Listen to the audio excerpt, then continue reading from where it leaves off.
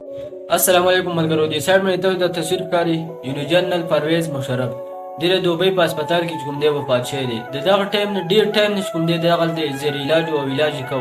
خو اخر کار پرون چې کوم دی وفات شو موږ تاسو به کې یو ډیر ځات سبق پروته راځي دی ویډیو طرف ته ویډیو ګروپ به خبرې کوو دا وخت تاسو لا اهم خبر درکو پخوانی صدر جنرال ریټایرډ پرویز مشرف په حق رسیدلې ده د میډیا ریپورتونو تر مخه پرویز مشرف د دوبۍ په امریکایي هسپتال کې ساور کړی ده د یادونې وړ ده چې د 1300 کالو نه پرویز مشرف دوبۍ کې موجود و چرته چې د هغه علاج جاري و د ذریعو تر مخه پخوانی صدر د دوبۍ په امریکایي هسپتال کې ساور کړی ده د په 11 اگست کال 1943 کې ډیلی کې زیږیدلی و سنت پیټریک های سکول کراچۍ کې کال 1958 کې د سبق ویلی و همدغه شانته په کال 1961 کې پاکستان آرمی کې کمیشن حاصل کو هغې نه پس پاکستان ملټري اکیډمي کاکول کې شامل شو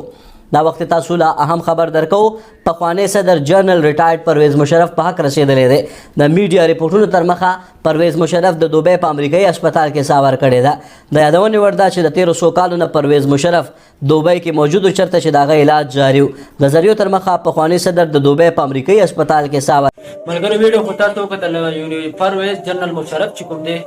دوبۍ په هسپتال کې یونی پرون وفات شوی دی دا وګوره څومره موږ له پکې یو عبرت پروت دی یار چې دا خلک چې دی بار عیاشیو کې ژوند مزید تیر کړي بیا هم دغه ملک کې ښخ شي یعنې 2 فوټه ځای کې بیا هم ښخ شي که موږ وګورو هر یو جنرل چې کوم دی د پاکستان سیوای د ضیاءالحق نه او د ایوب خان نه چې پاکستان تر دوی انتهایی مینه کړله یو مخلص هر دغه کوم د نور جنرالو په حساب دوی ډېره زیاته مینه کړله که موږ نور وګورو باجوا شو هر یو چې کوم دی هغو دې نه چې کوم دی د پاکستان سرمایه وړله بارې کې چې کوم دی په وړو باندې خپل په زامنو باندې ایجوکیشن کړلی بزنس یې پرې سټارټ کړلی جزیرې پرې اخیستې دي نو ملګرو دا و جنرال پرویز مشرف موږ تاسو له پکې یو ډېر زیات عبرت پروت دی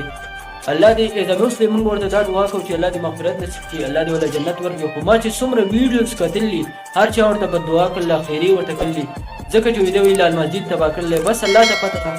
ملګرو ویډیو مخې ته شیر کړئ زموږ پیج ورسره هم فالو کړئ چینل ورسره هم سبسکرایب کړئ ډېره